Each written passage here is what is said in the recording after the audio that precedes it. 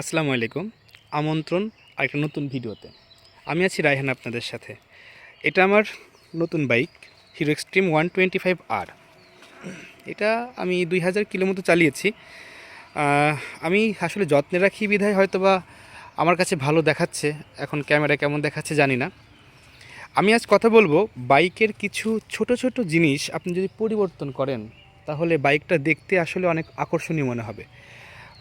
যেমন এখানে যেমন স্টক যে আপনার সাইলেন্সার কাভারটা দেওয়া ছিল এটা অনেক ভালো ছিল। আমি তারপরেও এর উপর একটা কাভার লাগিয়েছি যেটা দেখতে আসলে অনেক সুন্দর লাগছে। আপনারা চেঞ্জ করতে পারেন বা লাগাতে পারেন, সমস্যা নেই।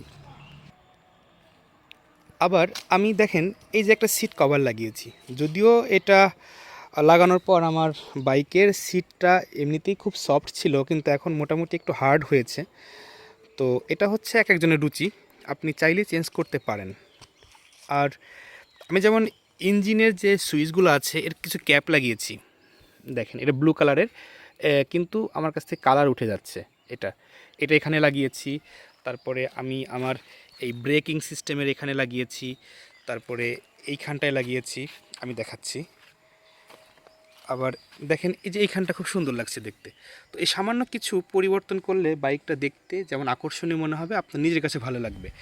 সর্বশেষ আমি যেটা লাগিয়েছি সেটা হচ্ছে আমার নাম্বার প্লেটটা আমি সুন্দর মতো মডিফাই করে আমার মতো তৈরি করেছি, যদিও একটু বড় হয়েছে।